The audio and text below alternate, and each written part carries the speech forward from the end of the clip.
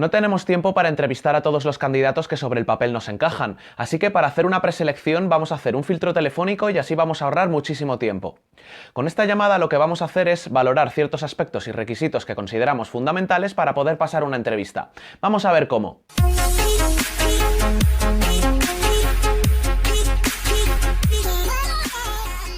Hola a todos, bienvenidos una vez más a Recluta tu Tropa. Mi nombre es Luis Castillo y hoy voy a hablar de una de las fases por la que posiblemente tengáis que pasar cuando llevéis vuestros procesos, y esto es el filtro telefónico.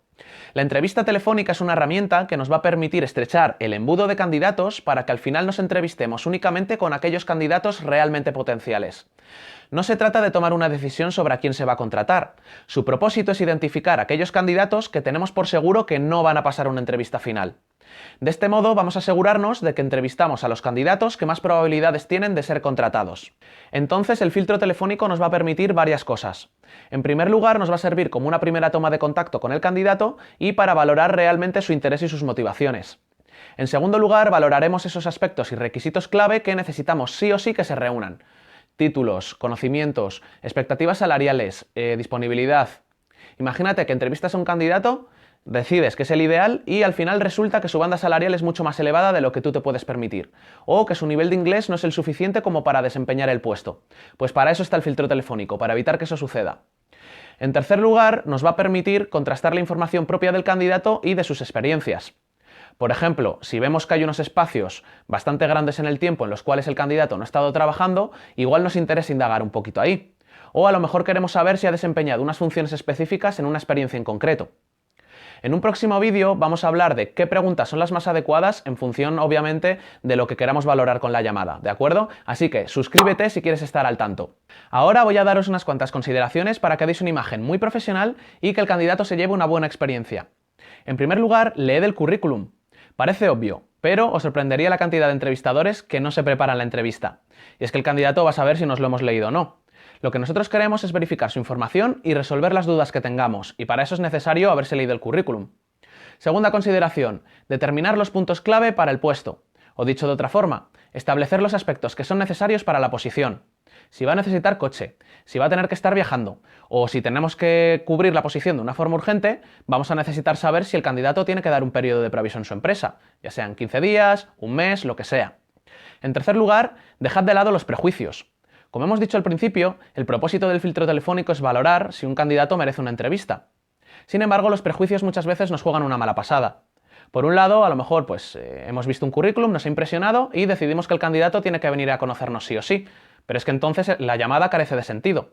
Por el contrario, posiblemente hayamos visto un currículum del cual nos hemos llevado una mala impresión y lo que vamos a hacer seguramente es negarle la oportunidad de todas al candidato. Entonces, evitar tomar malas decisiones siendo lo más objetivos posible. Y ya por último, sed flexibles. Muchas veces llamamos al candidato y él se encuentra en su lugar de trabajo o no es un buen momento para hablar.